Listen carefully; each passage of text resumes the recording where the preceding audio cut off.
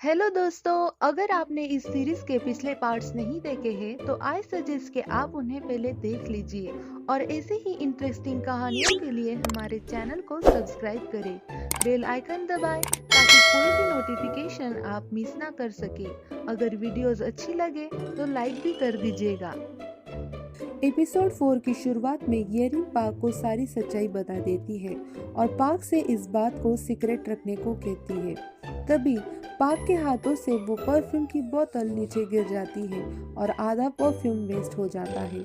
यानी अब येरिन के पास जीने के लिए सिर्फ 6 महीनों का समय रह गया है। पार्क येरिन से कहता है कि ईदो उम्र से बड़ा है, लेकिन उसका दिल छोटे बच्चों जैसा है। उसे कभी मत बताना कि तुम मरने वाली हो। मरने से पहले उसकी जिंदगी से दूर चले जाना और जाते जाते उसकी जिंदगी से अपने यादें भी मिटाते जाना। रात को बालकनी में ठंड में सोने से ईदो की तबीयत खराब हो गई थी, इसलिए उसने पूरे घर में अलार्म लगा दिए थे ताकि वो येरिन को बुला सके। बार बार अलार्म बजाकर उसने येरिन को परेशान कर दिया था। फिर वो येरिन को एक बुक रीड करने को कहता है जिसकी कहानी कुछ ऐसी थी। उस कहानी में जो लड़का जिस लड़की से प्यार करता था उस लड़की की शादी हो जाती है। फिर वो उस लड़की के पति का मरने का इंतजार करता है। उसके इंतजार का समय 53 साल 7 महीने और 11 दिन का था। वो लड़का इंतजार इसीलिए कर पाया क्योंकि वो लड़की अपनी जिंदगी में खुश थी।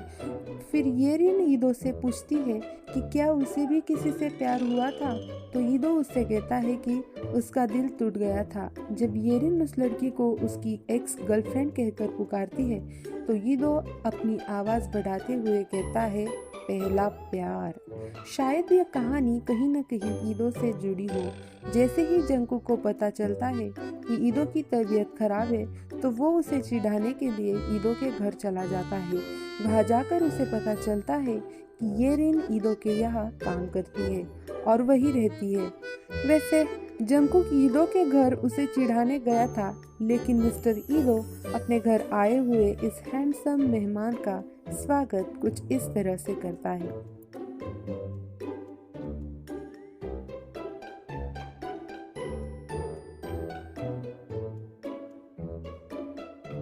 येरिन और बाकी मॉडल्स को फेरीटेल स्टाइल ड्रेस बनाने को कहा गया था, इसीलिए वो ड्रेस बनाती है। तो ईदो उसे 21वीं सदी के ड्रेस के बारे में भाषण देते हुए ड्रेस डिजाइन कर देता है। तो येरिन उसे और एक ड्रेस अपनी फ्रेंड के लिए डिजाइन करने को कहती है और वो फ्रेंड और कोई नहीं उसकी ही बेटी जिनक्यूंग है।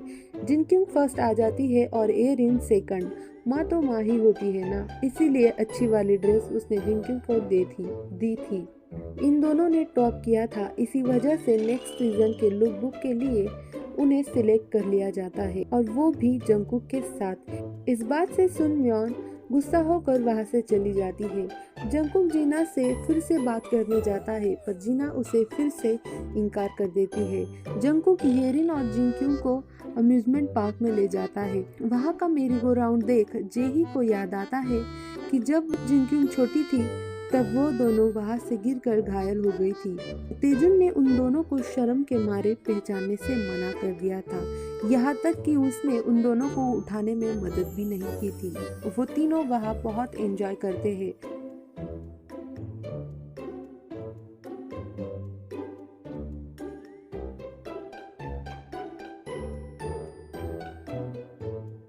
तभी येरिन को ईदो कॉल करके पूछता है कि वो कहाँ है।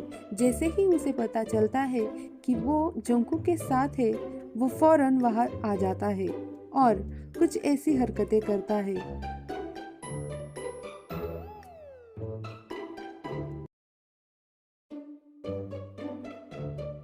जंकुक उसे चिढ़ाने के लिए रोलर कोस्टर राइड के लिए पूछता है, तो मिस्टर फोबिया किंग ईदो को राइड के लिए हाँ करना ही पड़ता है। आखिर इज्जत का जो सवाल था। और राइड के दौरान वो डर कर बेहोश हो जाता है। नेक्स्ट डे जिंक्यू जब वर्कशॉप के लिए अपने पापा से परमिशन मांगती है तो वो उसे साफ इनकार कर देते हैं। फिर येरिन और बाकी मॉडल्स वर्कशॉप के लिए चली जाती है। यहाँ फिर से येरिन को देख ईदो को उसी येरिन जैसे दिखने वाली लड़की की याद आने लग जाती है। रात को ईदो अपनी हाउस कीपर यानी येरिन को अपने रूम में बुलाता है ताकि वो उससे अपनी सेवा करवा सके। इसी बात का फायदा उठाते म्योन ईदो और येरिन का वीडियो शूट कर लेती है।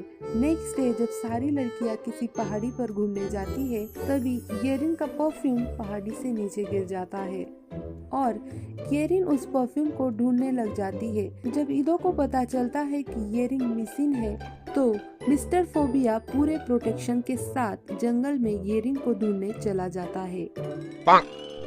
इधर येरिन पहाड़ी से फिसल जाती है और पतली सी टहनी को पकड़ लेती है। ठीक उसी समय परफ्यूम का असर खत्म होना शुरू हो जाता है और उसका वजन बढ़ना स्टार्ट हो जाता है और वो इतनी ऊंचाई से नीचे गिर जाती है और इसी के साथ यह एपिसोड यही खत्म हो जाता है।